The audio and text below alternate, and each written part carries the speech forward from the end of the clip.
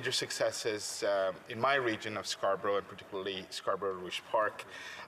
As you're aware, we were able to support the extension of the Scarborough subway with an investment of $2.26 billion. It's an unprecedented level of investment in Scarborough, and very proud of the work of all of our Scarborough colleagues in order to ensure this.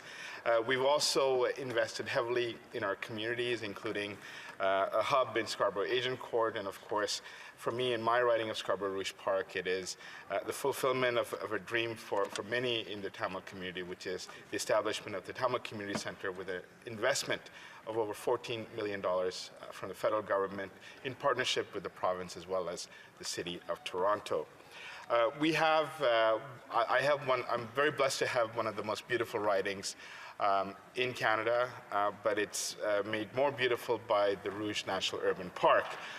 And it is something that we fulfilled right after being elected. Of course, it's one of those parks where I think every political party can take credit for its success, but of course, under the leadership of Minister McKenna, we were able to ensure that the entire land for the parks was secured and transferred to the federal government, and it's now under the able management of Parks Canada. So we're standing here 6 years later, and I'm trying to reflect on the successes, but also the challenges that we have ahead. And some of those challenges, obviously, with COVID-19, we've seen that the Scarborough Health Network, which is a primary health care provider in our region, has worked very hard during the pandemic, whether it's on the testing front or in terms of providing vaccines, educating people on who have vaccine hesitation, and to really make sure that we have one amongst the highest vaccination rates in all of Canada. And I want to just thank and congratulate the Scarborough Health Network. But we also know that the systems, our health systems overall, are not in their best form because of all the pressures. And I want to just assure the folks from the Scarborough Health Network that this budget and the Budget Implementation Act does support the health network. We have $2 billion set aside to ensure that we catch up on the surgeries and the appointments that were missed during the pandemic, and the budget has a robust measures to support our health network across Scarborough, but also across Canada. But of course, one of the major challenges we had during the pandemic was in long-term care homes. In one of my long-term care homes, we lost over 53 people, and that was, and I spoke about this a number of times before, it was obviously a heart-wrenching realization of the failures of long-term care and the need for all of us, of all levels of government, despite the fact it's a provincial responsibility, there is a federal component to it to ensure that we have national standards for long-term care, and this Budget Implementation Act definitely does support the need for this type of national standards, and I'm very proud that we're able to do that. Madam Speaker, we've had, Scarborough is one of the most diverse areas of the country, and I want to talk about something that is, near and dear to my heart, and that is really about safe and inclusive communities.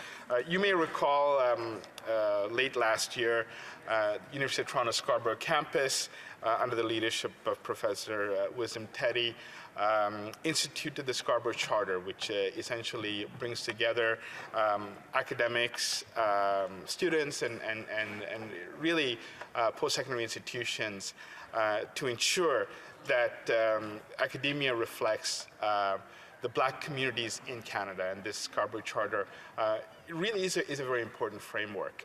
And we have in so many different parts of Scarborough a very concerted effort to address the issues of systemic racism. And I'm so proud that this budget expands on the National Anti-Racism Strategy that I was part of developing in 2019 to invest $85 million towards the new anti-racism strategy and a national action plan on combating hate.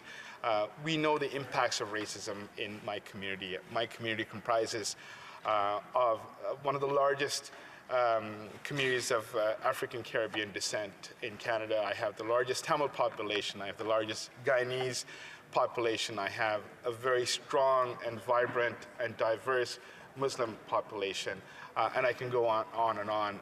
But the reality is that folks in my riding may not have the same opportunities as others, whether it's in employment, whether it's in housing, whether it's in essential services. So I'm very proud that we are investing on ensuring that we achieve race equity, but at the same time, we're making sure that we're combating the hate, and we saw that last year in London, Ontario. We see it periodically across mosques and synagogues and even Hindu temples across Canada. And we know that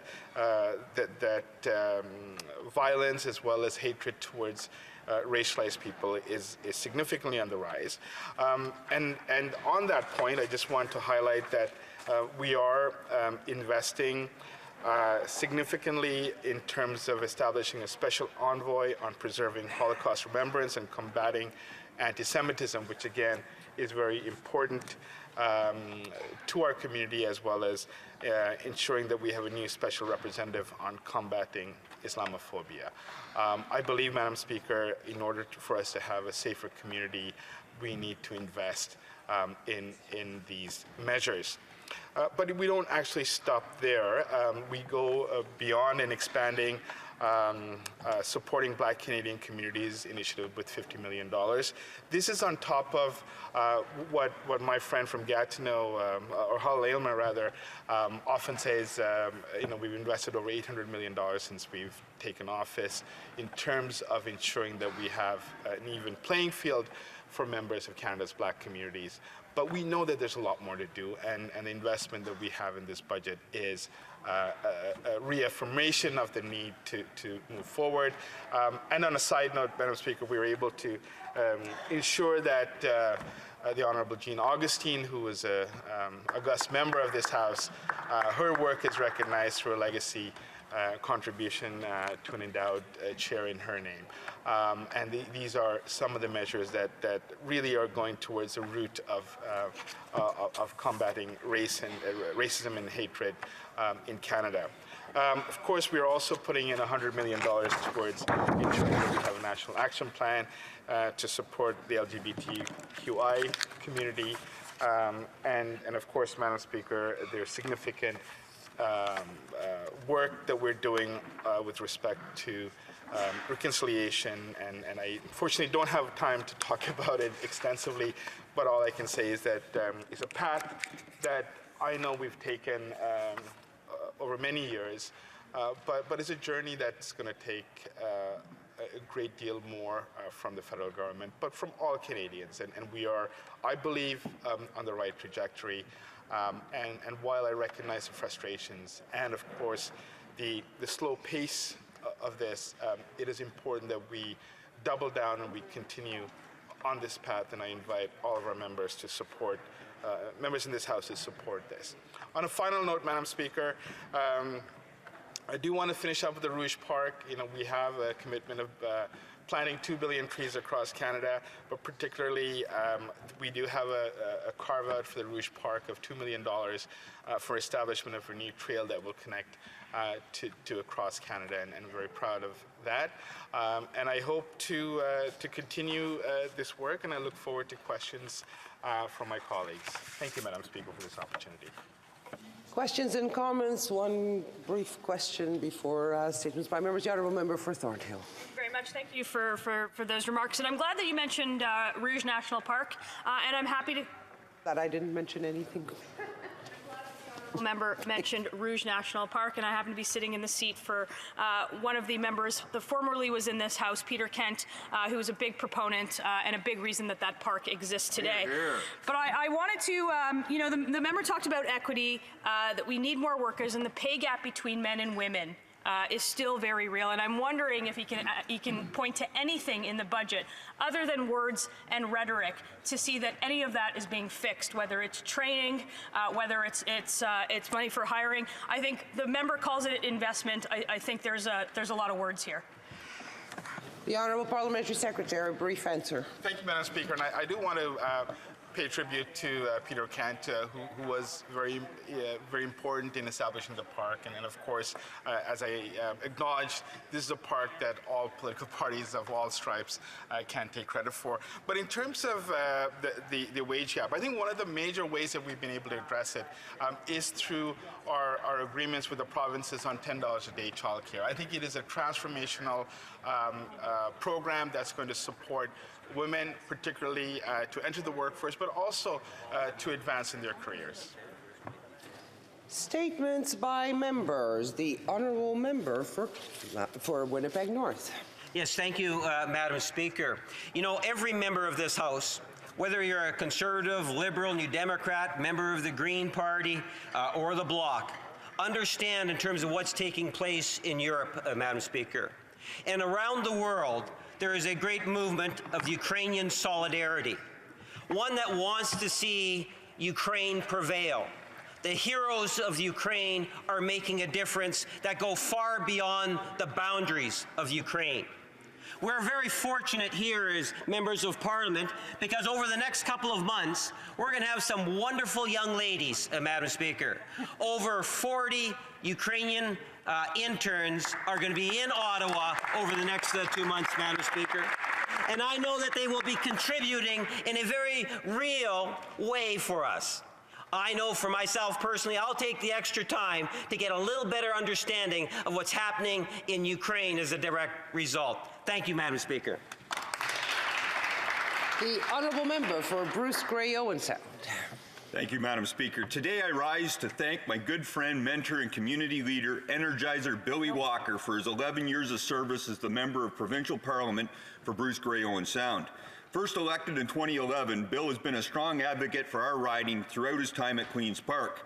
Since becoming part of the provincial government in 2018, he has served as the Chief Government Whip, the Minister of Government and Consumer Services, the Associate Minister of Energy, and most recently as the Deputy Speaker.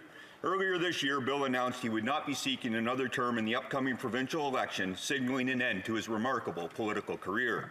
Some highlights of MPP Walker's career include securing funding for the new Markdale Hospital, along with 5 long-term care facilities across the riding, the opening of 3 new schools and child care centres, and over $420 million in funding for projects across Bruce and Grey counties. On behalf of the people of Bruce Grey Owen Sound, my personal thanks to Bill, his wife Michaela, and their sons Zach and Ben for their sacrifice and service to our riding. I wish Bill all the best in his future challenges.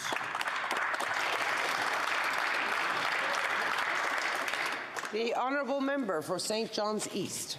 Thank you, Madam Speaker. I rise today to acknowledge the investiture as Officer to the Order of Canada of Mr. Thomas Forne, a remarkable constituent of St. John's East. Mr. Forne demonstrates a fervent commitment to Newfoundland and Labrador and has been a strong ambassador to the preservation of our province's unique heritage, as well as helping to nurture a thriving future. A lifelong volunteer, Mr. Forne is a strong supporter of our province's talented artists, writers, and performers, and he has been a champion of the local entrepreneurial ecosystem as an angel investor, board member, advisor, and mentor.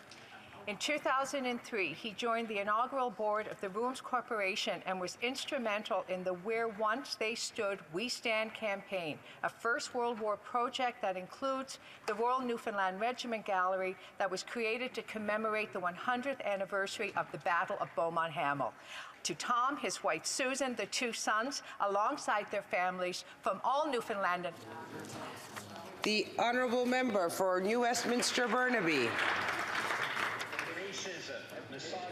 Anti-Semitism, Islamophobia, homophobia, transphobia.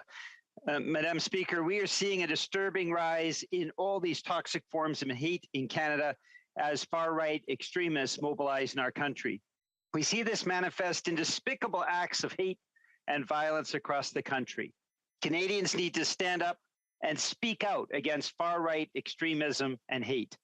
We do that by fighting hate in all its toxic forms. Canadians have our next opportunity to speak out next Tuesday, May 10th, as the Stand With Asians Coalition and other important groups mark a day of action against increasing anti-Asian racism and hate.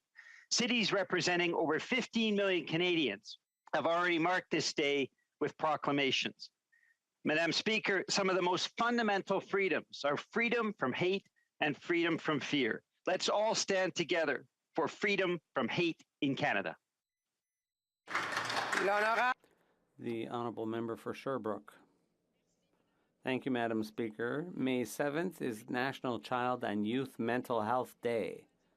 It's about building caring connections between youth and the caring adults in their lives.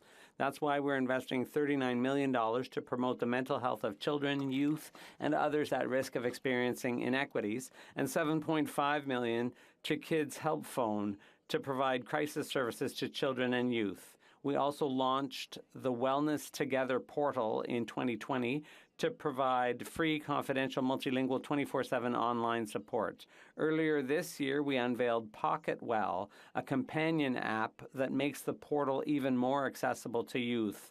Our government will continue to support youth mental health, and I encourage all parliamentarians and all Canadians to build caring relationships with the young people around them and support them in caring for their mental health. One good thing to come out of the pandemic is that we have certainly shown more empathy. And when you see the world through someone else's eyes, you understand them better. Edmonton Manning. Madam Speaker, every year about 1,000 Canadians are killed at workplace accidents or die of work-related injuries. No matter how careful we are, sometimes accidents happen. These human tragedies affect individuals and families in my riding of Edmonton Manning. That's why I support the Steps for Life Walk taking place on May 14 at Edmonton's Rundle Park.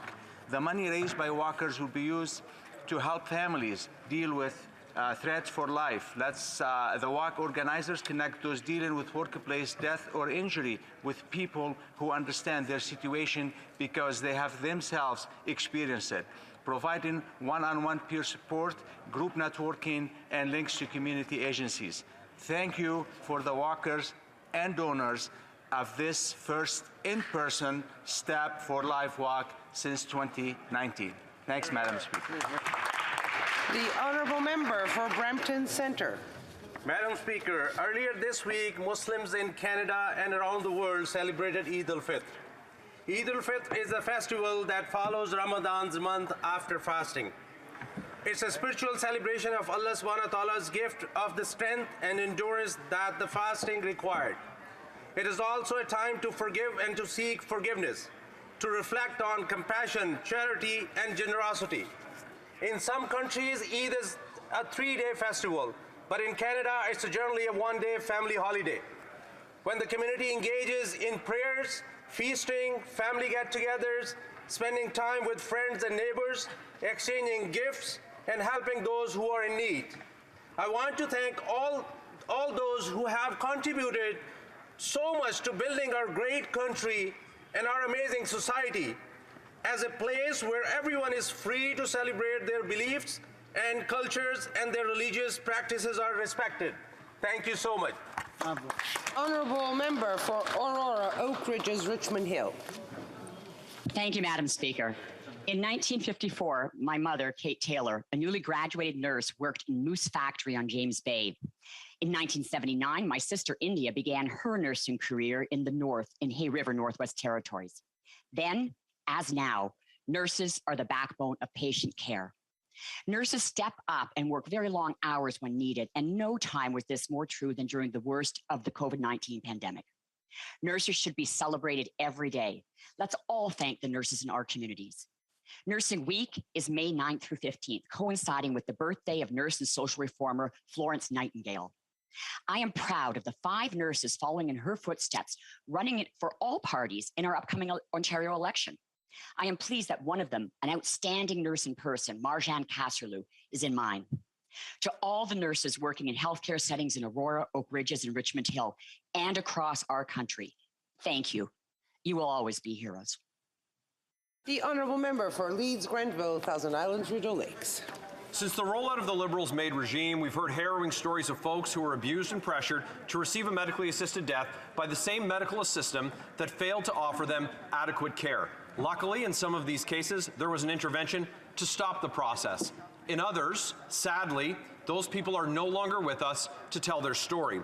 Now, with the government becoming the legislative branch for certain radical lobby groups and blindly expanding medically assisted death to people with physical disabilities and mental illness, we're hearing more stories of abuse and victimization. Stories of people who've received or are pursuing a medically assisted death because they have a disability and can't afford adequate housing, or because life has become so unaffordable that they no longer have the means to live or to pay for treatment.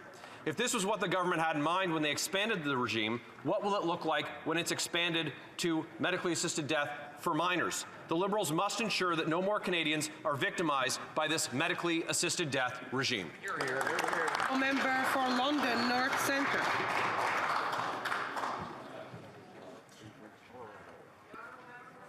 Madam Speaker, I rise to once again wish Eid Mubarak to all Muslims who finished observing the holy month of Ramadan this past Monday. As a friend of mine put it so eloquently, Ramadan is a month where Muslims eat less and reflect more, where they sleep less and pray more, where they spend less and donate more, where they watch less and read more, where they judge less and forgive more. It's always a privilege to attend iftar gatherings in London through this special month and to see the strength, resolve, and dedication of the community. This weekend, I'm looking forward to being in London and attending the first ever Muslim Lifestyle Expo taking place at the Western Fair Agriplex and running from today until Sunday. This gathering, hosted by the Events Co., will showcase artists, entertainment, halal food trucks, and numerous vendors offering a range of products. Please show your support of this inaugural expo. It's events like these that showcase the multiculturalism that makes Canada the very best country in the world. Thank you very much. The honourable member for Mégantic-l'Érable. Madam Speaker, yesterday Canada and Quebec lost a great reporter, a famous author, Mario Roy. I'm sorry to have to interrupt the member and ask him to start over again. Could I have order, please? Order in the House and a bit of respect for the honourable member making a statement. The honourable member for Mégantic-l'Érable, you may begin over.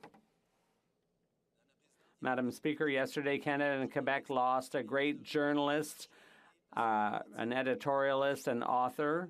Mario Roy died in Montreal after a rich career as a reporter. He started in 1981 and reported on the National Assembly and on arts and culture. He became an editorialist in '89 and occupied that position for 15 years until his death. He wrote a number of books. Mario Roy defended a number of more conservative values, and even if I didn't always share his opinions in his editorials, his articles brought an important voice to political debate.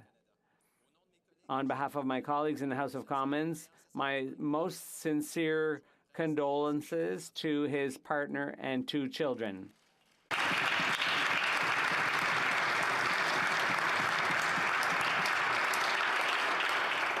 The honourable member for St. Albert, Edmonton. Madam Speaker, every day 4 Canadians are killed at the hands of an impaired driver. And yet this Liberal government wants to go soft on impaired drivers with their Soft on Crime Bill C-5.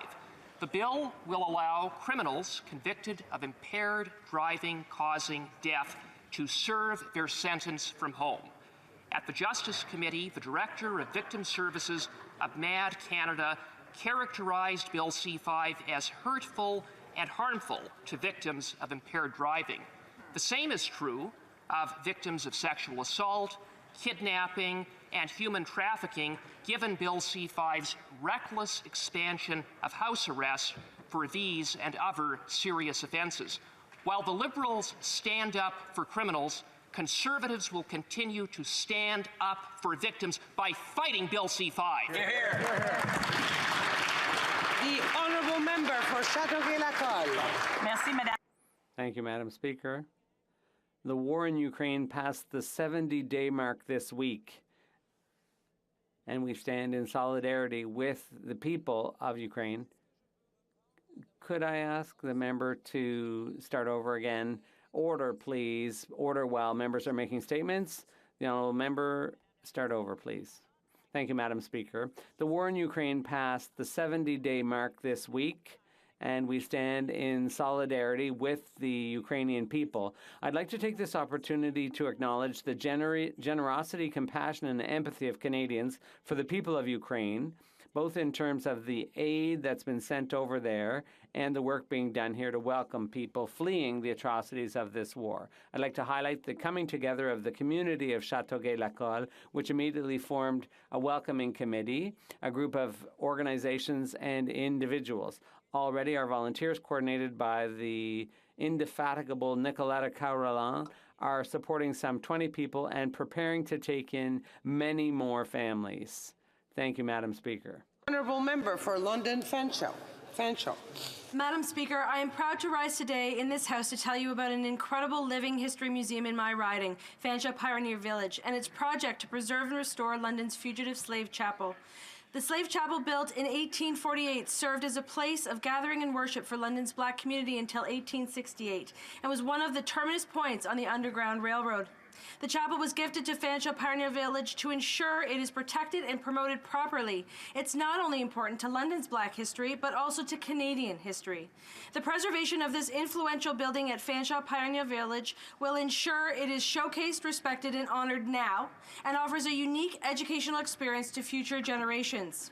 The village has received much community support from local groups, but needs federal government support. As it stands, the building is at risk of further deterioration. If we do not act now, a key piece of London's history could be lost. I've written to the Minister of Heritage requesting funding and now call upon this government to support this historical community treasure. Thank you, Madam Speaker. The honourable member for Shefford. Madam Speaker, Camille Lorrain, father of the Charter of the French language, would have been 100 years old today. On this occasion, all the ministers responsible for the French language over the past 3 decades paid tribute to him in an open letter. They reiterated the importance of maintaining constant action to value and promote our national language. Madam Speaker, on behalf of the Bloc Québécois, I'd like to take this opportunity to call on them for help. The federal government is going to war with the Charter of the French language with its Bill C-13 reforming the Official Languages Act. Ottawa is giving itself legal priority over Quebec in order to prevent the application of the Quebec Charter to businesses that are federally regulated. It makes the application of the Charter of the French language optional. It gives companies the choice between the Charter or Canadian bilingualism, the Air Canada model, the model of least effort and of contempt. 100 years after Camille Lorrain's birth, our fight for the future of French continues and is one of the crucial battles. It's taking place here now in Ottawa. Let's mobilize. The liberty to speak freely, we cannot profess to be truly free. It is through the use of speech that most of us share our thoughts, our ideas, and our beliefs. This propels us forward. It facilitates innovation. Incredible.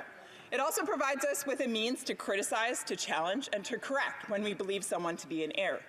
This includes the government of the day, no matter the party at the helm. If we believe progressing as a society is important, then we must contend for free speech.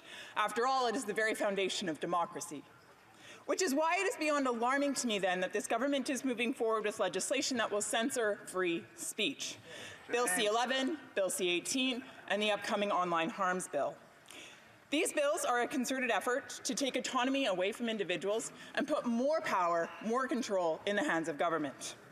I urge this House, therefore, and all Canadians to stand on guard and to do all that they can to contend for and protect free speech, for it is the very foundation upon which all other freedoms in this country are formed. Member for Sault Ste. Marie. Thank you, Madam Speaker. This coming week, Canadians will be celebrating and thanking our nurses for all their hard work, dedication, and care they provide to our communities.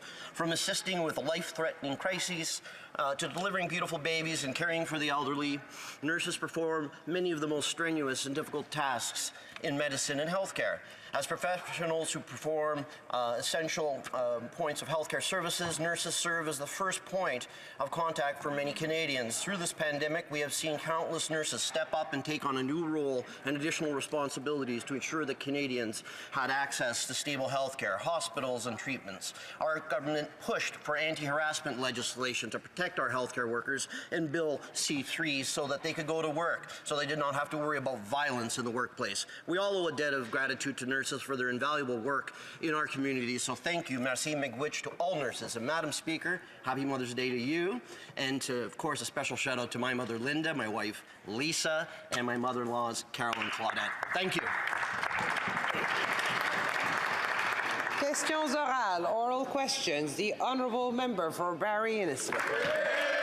Gas is $1.94.9 per litre in Barrie today. Enbridge Line 5 provides more than 50% of the fuel to Eastern Canada. An application was filed in U.S. federal court to shut down this pipeline, and so far the Liberals have done nothing to oppose this U.S. court action. If Line 5 is shut down, there will surely be gas shortages and spikes in the price of gas that will cause an already unaffordable situation for families and businesses to get much worse. Are the Liberals going to fight this, or are they just going to roll over on Line 5 like they did with Keystone XL? The Honourable Minister.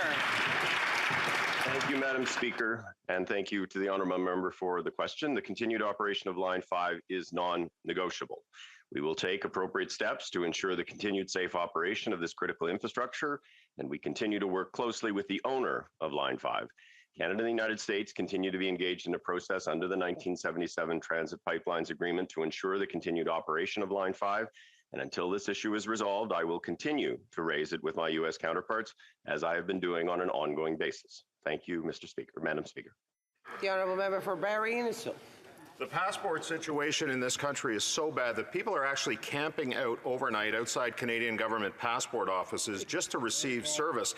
This is a complete failure on the part of the Liberals, not our public service, to plan for a surge of renewals that everyone knew was coming. Canadians are angry and they're anxious, having to cancel long-anticipated trips and to see loved ones or vacations because of this government's failure to deliver the most basic of services. No excuses. When can Canadians expect a return to normal processing times?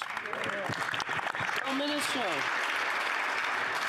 Thank you, Madam Speaker, and I want to thank the honourable member for his question. Madam Speaker, Canadians are travelling again, and there's been an unprecedented volume increase in the demand for passports for those who wish to travel, and it's resulted in long lineups and wait times for in-person service. And we do understand that this situation is difficult and stressful for many. The minister has been traveling across the country, visiting Service Canada locations to hear directly from frontline staff who've been working day, night, and weekends to alleviate the long lines and the wait times. We've hired 500 new employees, and the minister and the department will continue to turn every rock to find solutions to serve Canadians to the service they're entitled to. Barrie Innisfil. Let's be honest, Madam Speaker, this whole mess and the inability to provide even the most basic government services like a passport renewal is entirely on the minister and these Liberals, not the public service. Everyone knew, and people that would be wanting to travel was coming out of COVID. Everyone knew that the 10-year passports were expiring. Everyone, it seems, except this government. Yet here we are with long lineups around government buildings and phones not being answered. Maybe it's time to get people back to their workplaces and rehire those who've been fired because of vaccine mandates to fix this. Wouldn't the minister agree with me on that? Parliamentary Secretary. Thank you, Madam Speaker, and I'd like to thank the honourable member for his questions. Madam Speaker, we've been preparing for this for some time. As early as December, we hired 500 new employees to process passports. We opened 3 new processing centres around the country, and over the weekends, we've opened as many locations as possible to serve Canadians. In addition to that, over 300 Service Canada centres are processing passport applications for Canadians, and we continue to do more to alleviate this unprecedented level of demand for service. Député de Bellechasse, les Etchemins-Lévis. Merci beaucoup, Madame la Présidente. Thank you. Before the end of the pandemic, people are starting to travel again. People need to renew their passports, but the delays are endless. Some passport offices require an appointment, but to make an appointment, some people have to wait for hours on the phone. It's completely unacceptable. The problem is that the government hasn't yet authorized the full return to work of Passport Canada employees. What's it waiting for? L'honorable secrétaire parlementaire. The Honourable Parliamentary Secretary. L'honorable secrétaire parlementaire. The Honourable Parliamentary Secretary. Merci, Madame la Présidente.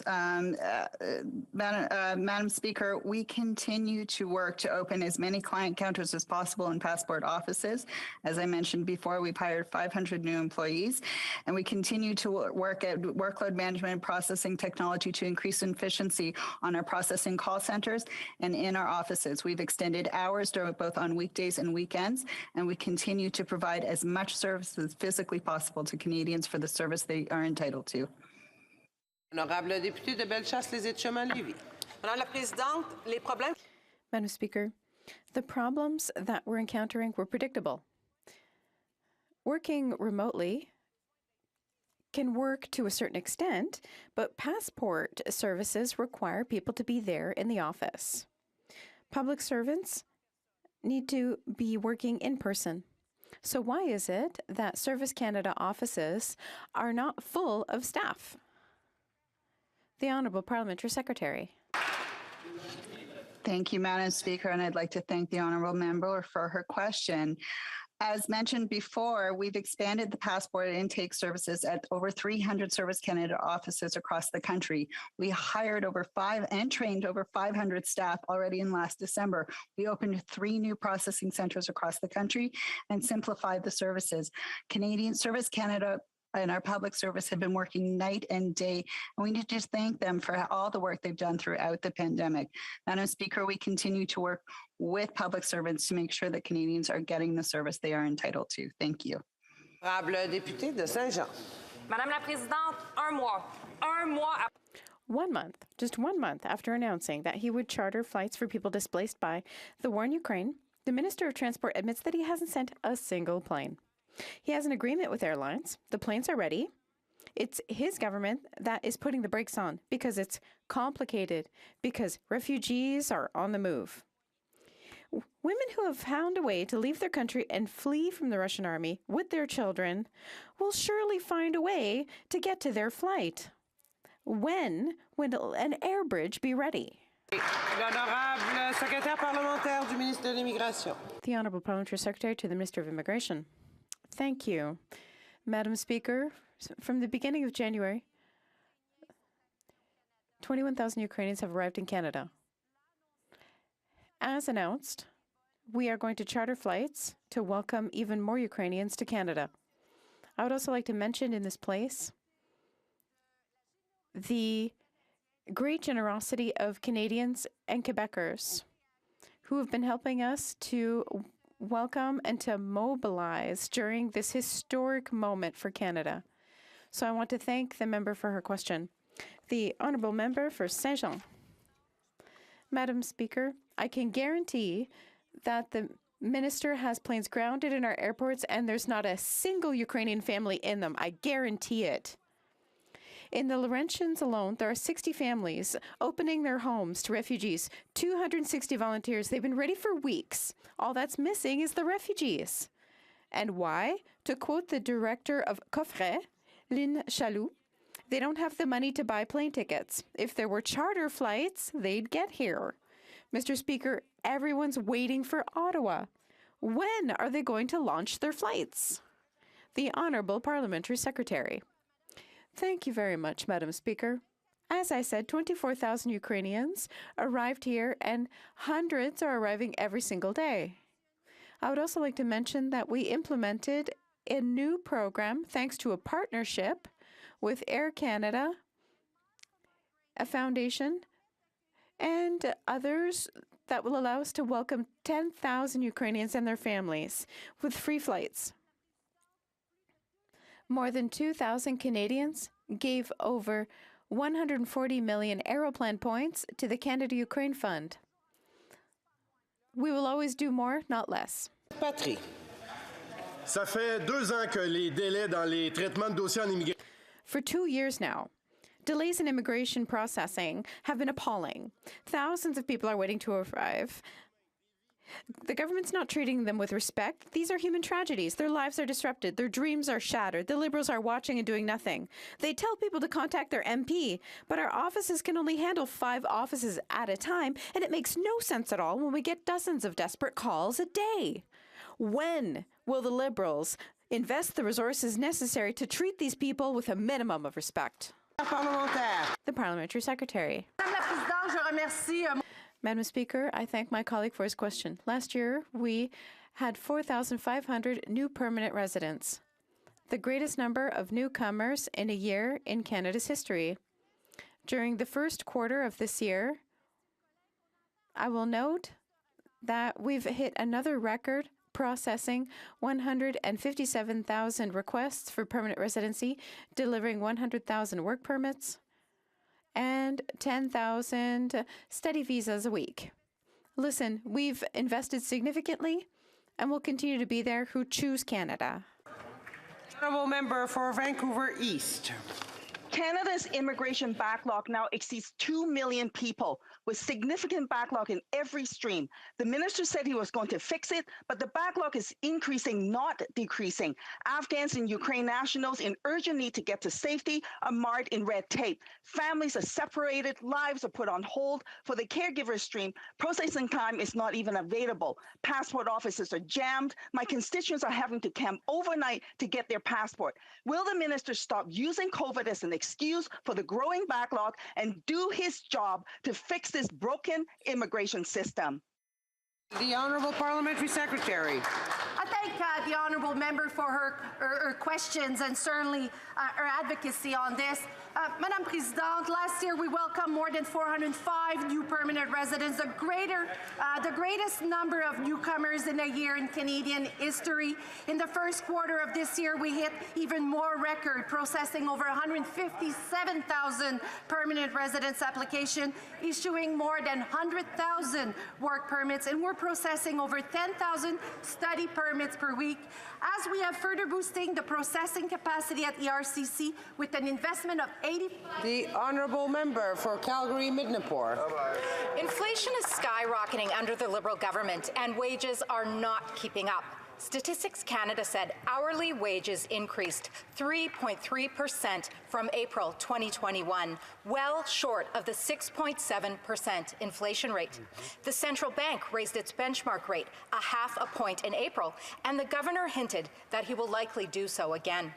The Liberal government is destroying our economy and only making life more expensive for Canadians. So when will this government take this inflation crisis seriously and provide real relief for Canadians? The Honourable Parliamentary Secretary to the Minister of Tourism. Madam President, and the budget that we've just tabled includes many measures that puts money directly into the pockets of Canadians.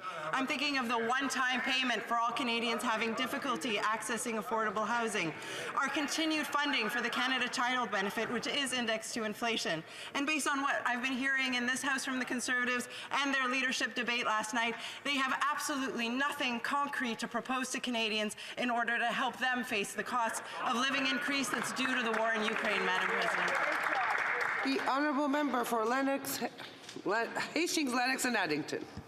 The cost of government is ballooning the cost of living.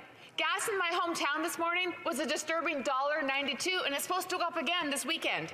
Every single day I'm hearing distressing examples of the impact that overdue bills and food prices are having on many people's day-to-day lives. Madam Speaker, when will this government start listening to people and turn their talking points into action? Great question. Honourable Parliamentary Secretary.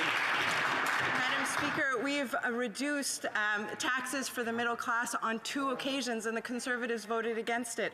We have created a Canada Child Benefit that has helped lift over 1 million people out of poverty. In our budget, we have concrete measures in order to help Canadians buy a first home, in order to help Canadians pay for childcare. Madam Speaker, we have been there for Canadians, and the Conservatives have not. Le député de Beauce. Madame la Présidente, avec un taux d'inflation à son plus haut niveau.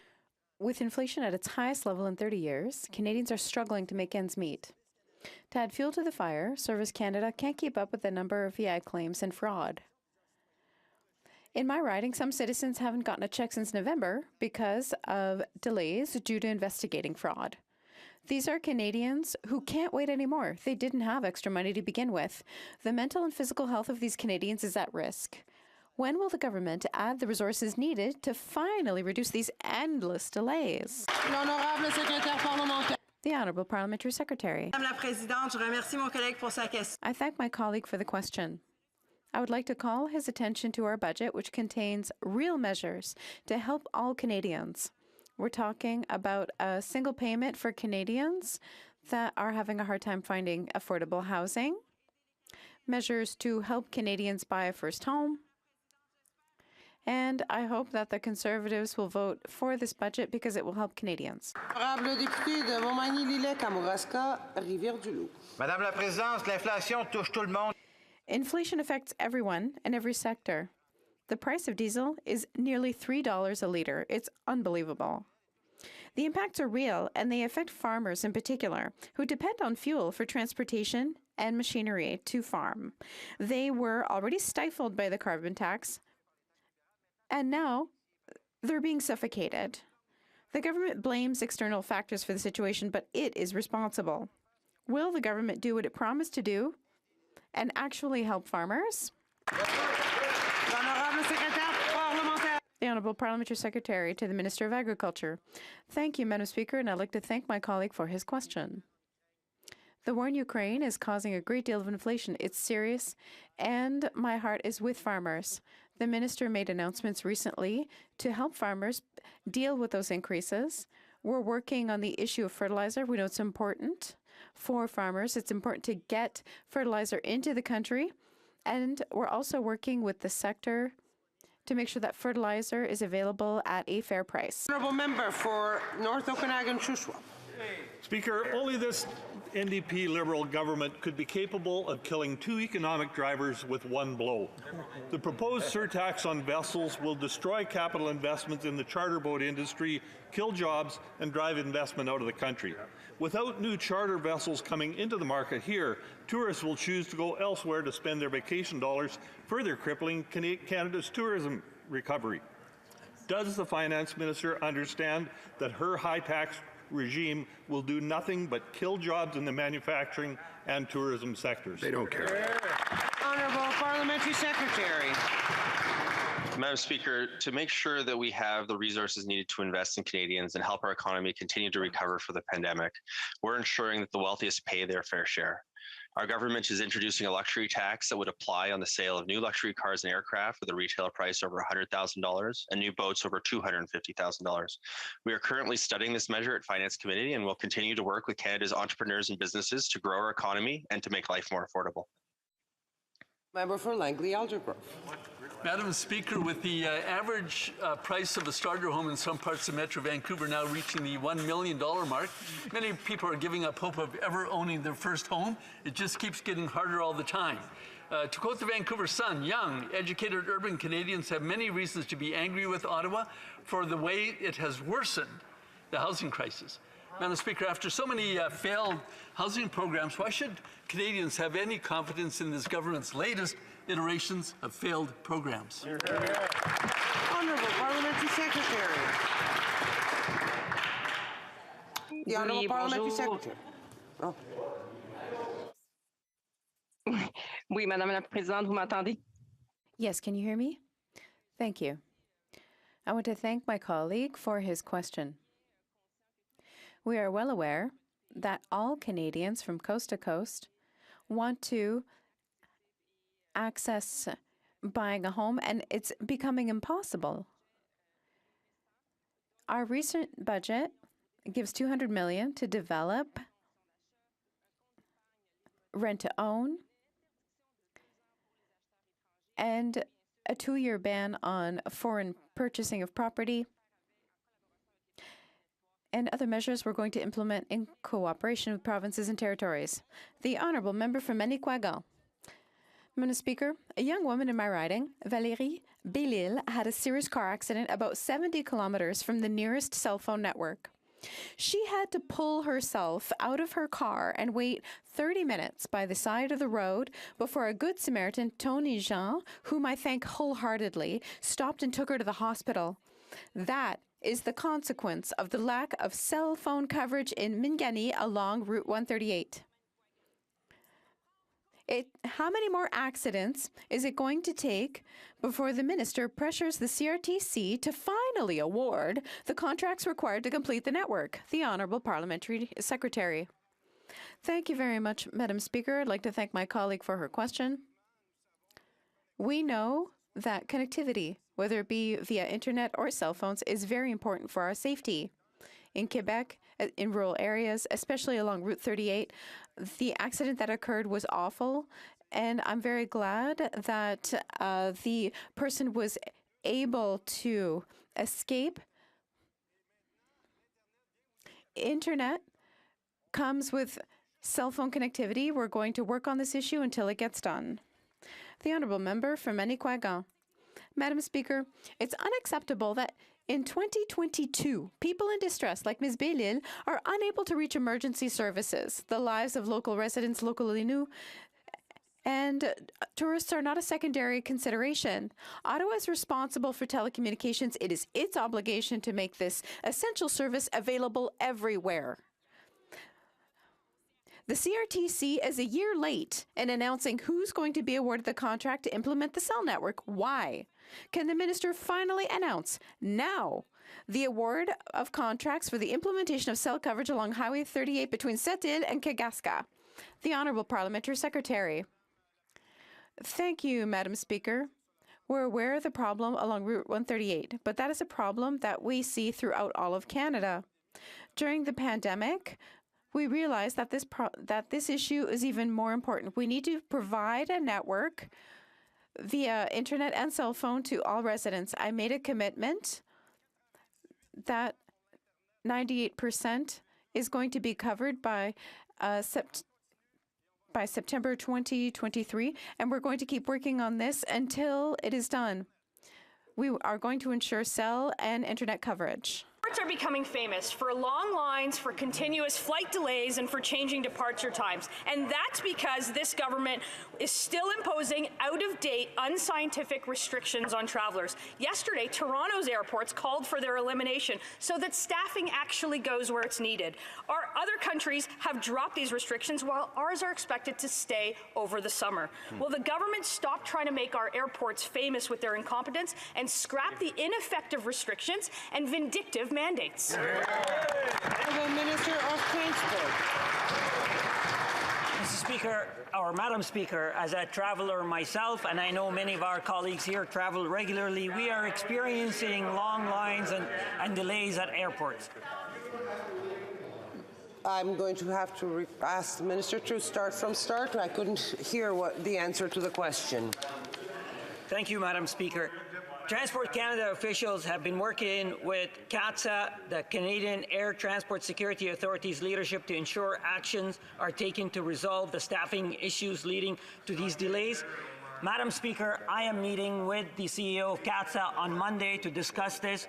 We're witnessing delays across all sectors of our economy, Madam Speaker, which is a result of increase in demand, imbalance in our economy. We are working with our partners to ensure that we respond to all these delays and ensure that all resources necessary are available. We want to make sure that travelers who want to travel... The Honourable Member for Thornhill. The decision to cling to restrictions and mandates, why is it such a secret? Will the minister tell this House finally what specific advice he's getting to keep them, when he got it last, when he's going to get it next? Will he table that advice in the House for all Canadians, or will he continue to hide it from Canadians while they're stuck in line at Pearson?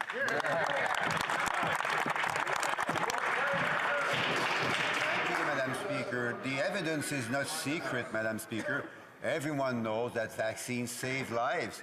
In the United States, 165,000 lives would have been saved just during the Omicron crisis if they had had a better vaccination uptake.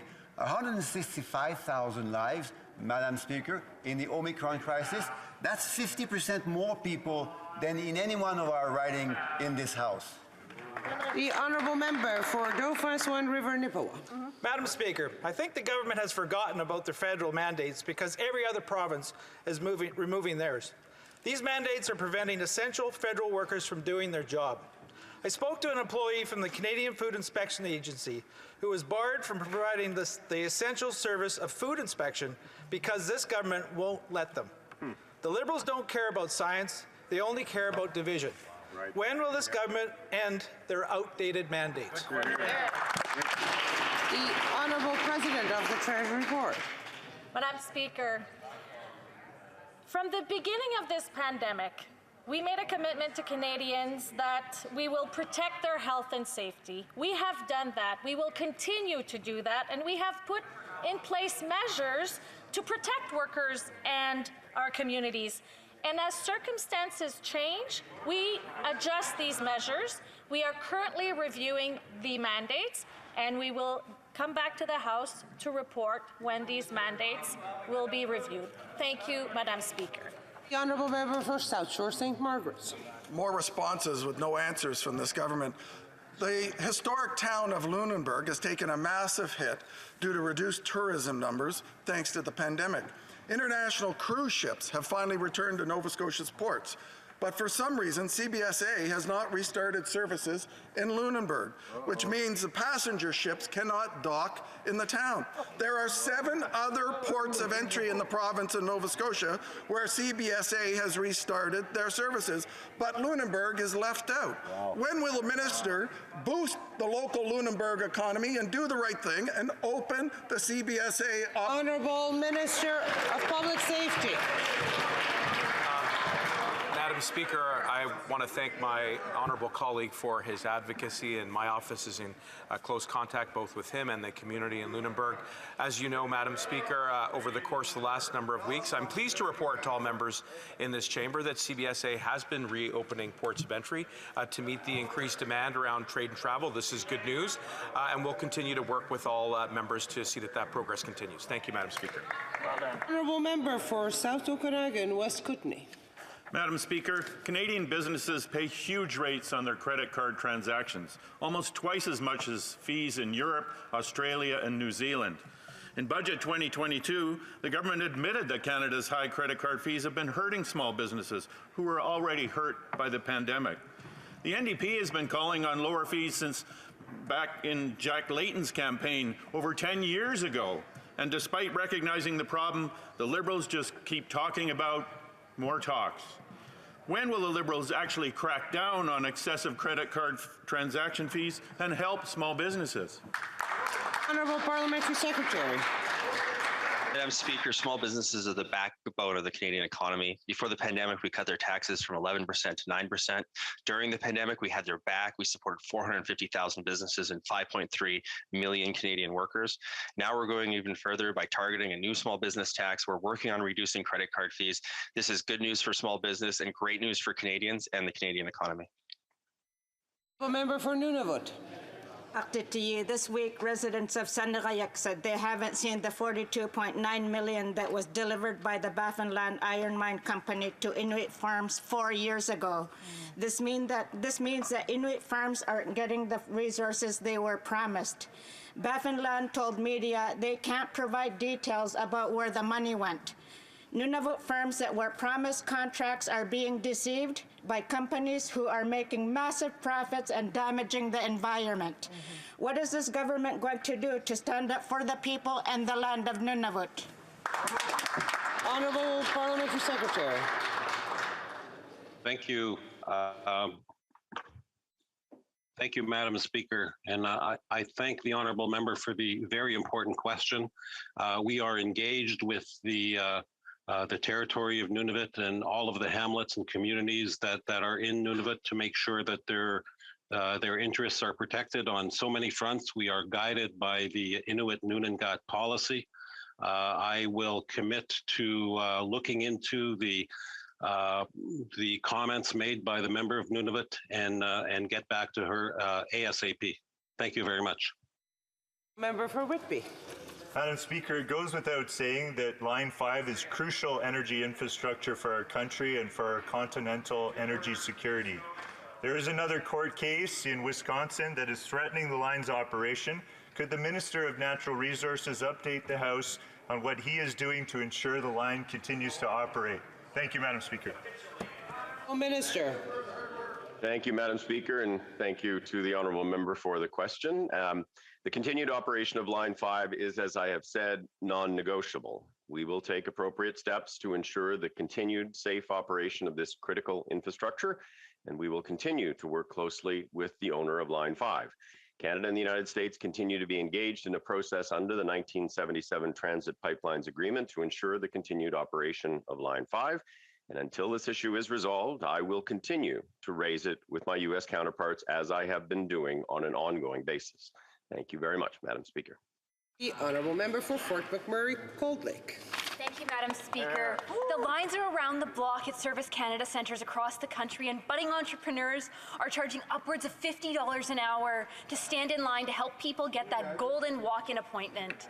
If you try to call the Service Canada passport line, you get a generic message saying long processing time, and then it hangs up on you. But when you go to the website, there's no mention of delays, there's no indication of a problem, leaving Canadians completely in the dark until it's too late in many cases. Will the minister admit this is a crisis? Parliamentary Secretary.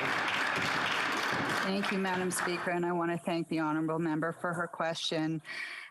Canadians are traveling again, and we understand that the lines are long, and this is difficult and stressful for many. That's why last weekend, 12 of the busiest offices across the country were over throughout the weekend, and Service Canada staff continue to work through weekends and through overtime to alleviate backlogs. More counters are being opened at passport offices every single day. The minister and officials continue to explore options to do more, and we continue to push to improve the service standards and help Canadians access the services that they are entitled to. Before Fort McMurray, Cold Lake. Thank you, Madam Speaker. Unfortunately, Canadians deserve more than talking points. Gordon applied for his son's passport by mail in February. After a month, he made a request after request, online and by fax, simply for a status update. Then he called and was number 543, and after an hour, he gave up. So he appealed to his local MP, the Minister of Fisheries and Oceans, but even then, he couldn't get a status update. Clearly, the process is broken. Will the minister drop the talking points and fix this serious problem? Yeah! Honourable Parliamentary Secretary. Thank you, Madam Speaker, and I want to thank the honourable member for her advocacy for constituents. We do know that this is a frustrating time for many Canadians as they try to use the system. We have simplified the processing to replace expired passports, and have extended those that to extend them up to 15 years and treat them as renewals rather than new applications.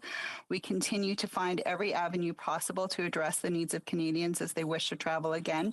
If there is a particular issue that a constituent is facing, such as Gordon, I'd be more than happy to speak to the member about it and see how we can find. Honourable member for Cumberland, Colchester. Madam Speaker, we need some answers here, not talking points. So we'll go with this despicable or annoying question, I suppose. I've heard from Madison and Michelle. They applied on March 14th for travel on May 4th. They could have an expedited passport for extra money. Being held ransom, they paid. After over 400 phone calls and hours waiting on hold, they traveled 1 hour and 10 minutes to Halifax and slept on the floor overnight. This government is downloading their ineptitude on the backs of public service employees. When will they clean up this mess and put the service back in Service Canada? Honourable Parliamentary Secretary.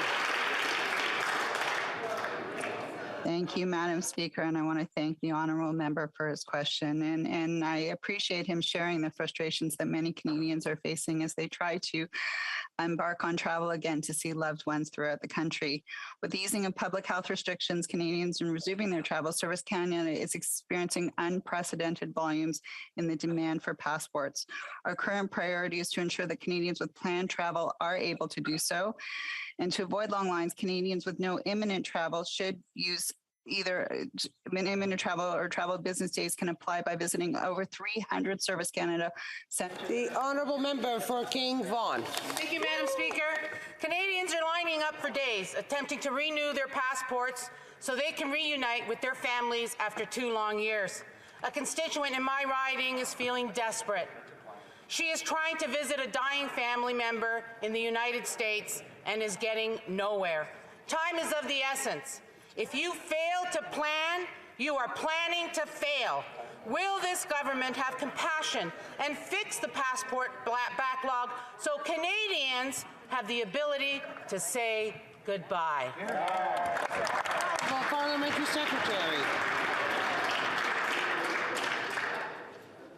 Thank you, Madam Speaker, and I want to thank the honourable member for her question and her advocacy for her constituents. We have compassion for those who are facing the need for imminent travel, particularly when it is to visit a loved one facing dire health conditions. That is why proof of travel is needed and required in these cases in order to approach a passport centre or Service Canada office.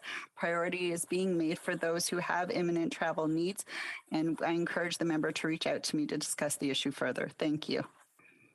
Député de Joliette. The honourable member for Joliette. Madam Speaker, the government is still doing more to harm our aerospace sector. As we saw in the budget bill, the luxury tax on private jets is really a tax on our aerospace sector. They want businesses to give them 20% of their sales and only get reimbursed months later when it turns out that the airplane was for export. That's $500 million that businesses will have to advance the government. When will the minister do something to stop burdening our businesses? The Honourable Parliamentary Secretary. Madam Speaker, we recognize that the aerospace sector is facing long-term impacts from COVID-19. That's why we're allocating $1.75 billion over 7 years from the Strategic Innovation Fund to this sector. The funding will support projects totaling $2 billion in investments in Canada, including close to $1.6 billion in Quebec alone. It will also create more than 1,000 jobs in the Quebec aerospace industry and co-op placements for more than 6,200 students. The honourable member. Well, unfortunately, my colleague seems to be reading from the wrong sheet. The luxury tax is supposed to apply to wealthy people who buy private jets, but that's not the effect of the act. For example, mines that buy a plane to transport their workers rent them out when they're not using the plane, but now they're going to have to pay the tax if renters use it for recreational ends 1 out of 10 times. A business trying to bring its travelers and its workers into remote regions shouldn't have to pay the same tax as a billionaire going to an island in a private jet. Will the government do something about this? Madam Speaker, I'd like to thank my colleague for his question and his work on the Finance Committee. We have implemented a luxury tax on jets and on luxury boats because we know that everyone needs to pay their fair share. The pandemic has made things difficult for Canadians, and on this side of the House, we want to make sure that the 1% pay their fair share. Member for St. Albert, Edmonton. Madam Speaker, several horrific cases have recently been reported of vulnerable Canadians who have ended their lives by medical assistance in dying for reasons such as inadequate housing and lack of access to care. That is precisely what the Liberals claimed would never happen. So, when will the Liberals acknowledge that so-called MAID safeguards are not being enforced, putting the lives of vulnerable Canadians at risk? Yeah. Honourable Parliamentary Secretary to the Minister of Justice. Thank you, Madam Speaker. These issues are difficult, deeply personal, and touch the lives of everyone across this country. We would like to thank those who have lent their voices to this important national conversation. We look forward to seeing the findings and recommendations of the Special Joint Committee as well as the expert panel, which is due imminently. Thank you, Madam Speaker. Honourable Member for St. Albert, Edmonton. Madam Speaker, one such case involved an Ontario woman who ended her life by MAID after she could not find adequate housing. Her condition was not irremediable as required by law. Rather, she was vulnerable, desperate, and had lost all hope. So, do the Liberals believe that inadequate housing is an acceptable criterion for MAID? Honourable Parliamentary Secretary to the Minister of Justice. Thank you, Madam Speaker. I want to reiterate that there is an expert panel right now that is set to report imminently. There is a special joint committee in which the member opposite is a very active member, and we look forward to the findings of both in order for us to address additional issues that are likely to come up. Thank you, Madam Speaker. The Honourable Member for Leeds, Grenville, Thousand Islands, Rideau Lakes. Well, we've heard stories from across the country of vulnerable Canadians who have received or are pursuing a medically assisted death for reasons like they can't afford housing, they can't access Indigenous services, or because they're poor. Is that what the government wanted when they let radical lobbyists dictate the policy? They've extended medical assistance in death to people with physical disabilities and mental illness, and now they want to extend it to minors. So will the government ensure that no more Canadians will be victimized by this medically assisted death regime? Honourable Parliamentary Secretary. Madam Speaker, these issues, as I stressed earlier, are difficult, deeply personal, and touch the lives of everyone across this country. And we would like to thank those who have lent their voices to this important national conversation. We look forward to seeing the findings and recommendations of the Special Joint Committee, for which the member opposite is also a very active participant, as well as the expert panel report that we expect imminently. This is why we have ensured that further parliamentary review and independent expert report to study these issues closely before the expiry of the sunset clause, and we look forward to these reports, Madam Speaker. The Honourable Member for Acadie Bathurst. Député d'Acadie Bathurst. The Honourable Member. Le micro n'est pas The microphone doesn't seem to be on. N'est pas en marche. The Honourable Member for Longueuil-Charlemagne. Madam Speaker, businesses throughout my province depend on tourism. The pandemic has had a devastating impact. The Honourable Member for Barry-Innisfil. The Honourable Member for Barry-Innisfil. Madam Speaker, just a point of clarification as to what this member's role is. Is she considered a parliamentary secretary, or because, as you know, Madam Speaker, parliamentary secretaries cannot ask questions? I just need clarification. Thank you. That the Honourable Member is from Longueuil-Charlemagne is not a parliamentary secretary. She is a deputy whip. She's not l'honorable député de Longueuil-Charlemagne. The Honourable Member for Longueuil-Charlemagne from the beginning, please. Thank you, Madam Speaker. Businesses throughout my province depend on tourism, and the pandemic has had a devastating impact on their work. But there is good news. On April 25th, tracing measures at the border were loosened. Can the Parliamentary Secretary to the Minister of Tourism tell us what the impact of this excellent news will be on the tourism sector? The Honourable Parliamentary Secretary. I'd like to thank my colleague for her question. Indeed, the tourism sector has been seriously affected by the global pandemic, but we have received very encouraging statistics. Canada recently welcomed 1 million travelers in a single week for the first time since the beginning of the pandemic, Madam Speaker. And I'd like to take this opportunity to thank everyone who works in the sector. I'd like to thank them for their resilience and for everything they do for our economy and to help people discover our beautiful country. The number of small vessel reporting sites was at 400 pre-pandemic. This was cut to just 84 sites during the pandemic. As boating season opens up, boaters will have to travel hundreds of kilometers to report their vessel.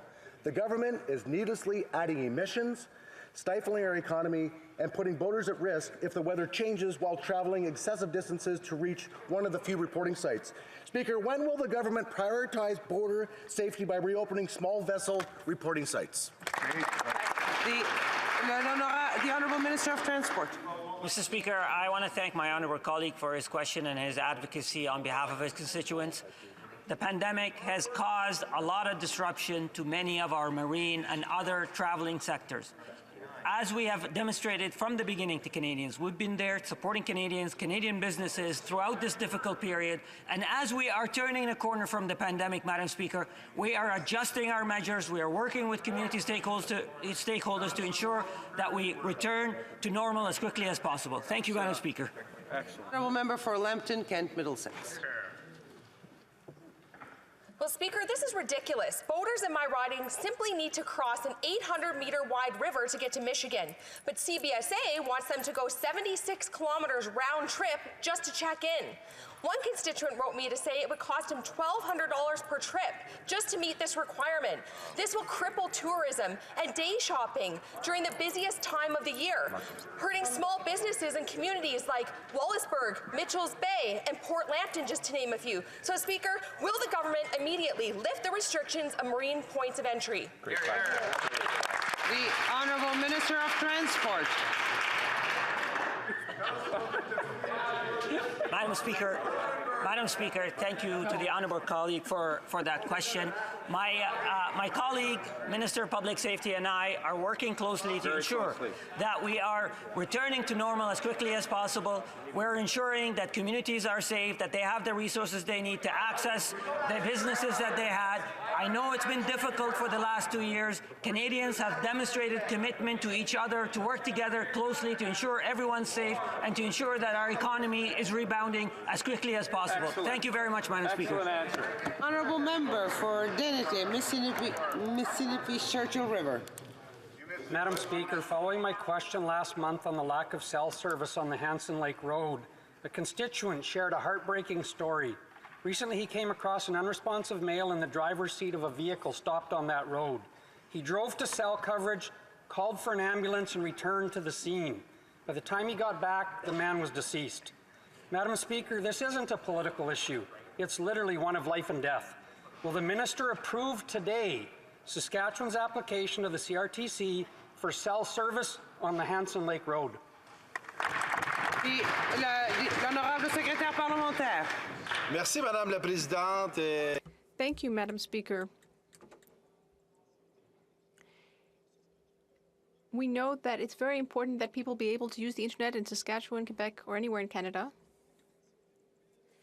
We know that mobile connectivity is very important, and it's at the very heart of our priorities in rural and remote communities. We have started a colossal effort with internet, and we will continue. For Davenport. Madam Speaker, Russia's illegal and justifiable invasion of Ukraine is not only a threat to European security, but also to the world's security. The NATO alliance has only become more important as we look to the future of transatlantic security.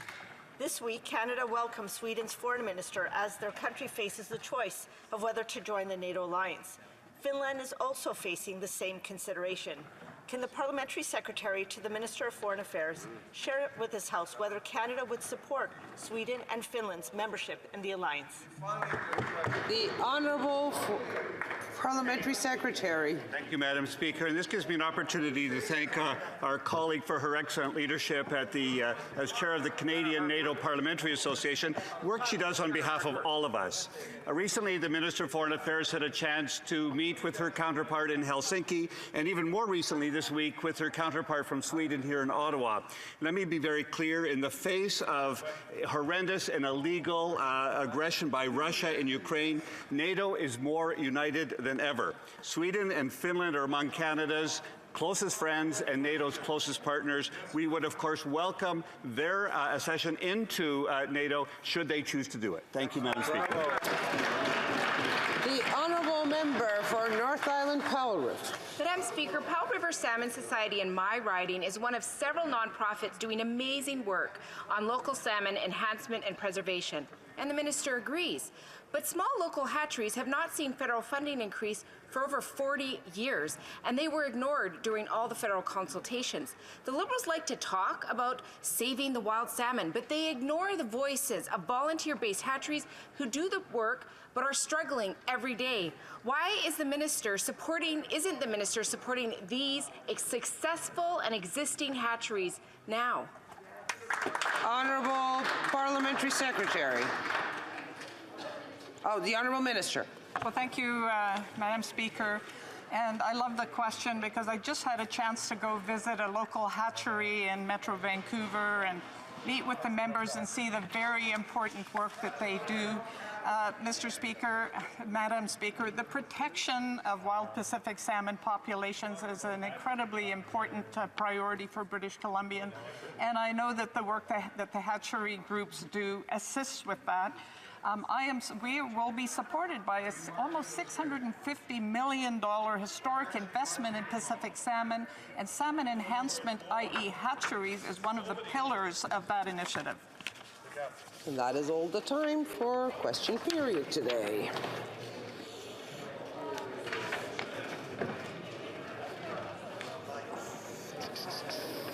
Orders of the day, is that what I say? Oh, we go to routine. Yeah. Routine proceedings. Tabling of documents. The Honourable Parliamentary Secretary